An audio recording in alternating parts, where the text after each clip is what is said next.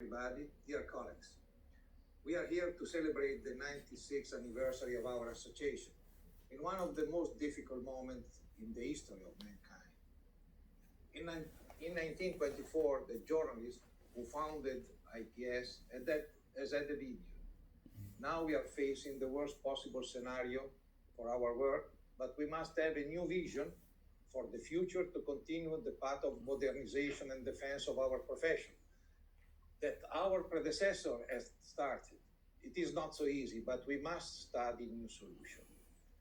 I experienced it personally, the lockdown of COVID-19 in a red zone near Milano. From my window, I could see the deserted street with the silence broken only by the ambulance siren. And I can tell you that it's very difficult. They were sending you a message of fear. From news of social media, I was informed that friends of youth were killed by the coronavirus. Families have not even seen them since hospitalization. Funerals were prohibited. Some families received an urn with ashes to cry on at home. The death toll was increasing day by day, worse than in a war. After 2 months, the good news was yesterday we have only had 100 dead. Can you imagine? Only 100. Now we see the end of the tunnel, we hope, but the future is not certain. During that terrible period, we continue to work and to have also launched new initiatives for young colleagues, such as the college, because only an investment in culture can create the condition for a better and future reconstruction. We were struck by the enthusiasm of the young colleagues, their desire to learn, to defend the independence of our profession. Racism has returned to the surface and we will continue our battle against all discrimination.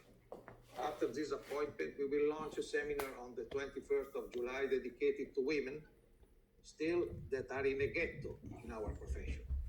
The panel colleagues will offer us a picture of what has happened and possible solution for the reconstruction.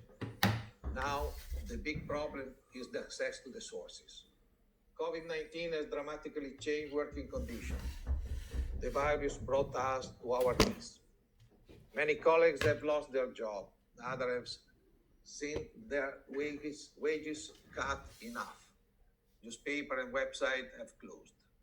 The effect of the virus has been devastating. There is now a timid awakening in Europe, but the rebirth is still far away. Sports are still limited, so our life work is also limited. During the lockdown period, newspaper, website, radios, television were equipped to revisit the story. They did an excellent work, quality job. But now we must continue to maintain quality. And to do this, we need to be able to have access to the sources, which the lockdown has made even more problematic.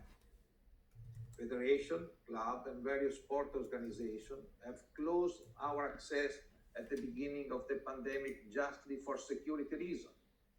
But now that governments are reopening, it is necessary to review many accreditation criteria. We respect security reasons, but when we make our legitimate request to return to work with access to sources, and we are told that certain access bans are placed to defend the privacy of athlete and manager, we cannot believe to this excuse. There are those who, with privacy as an excuse, intend to hide unclear plans and operations. For this reason,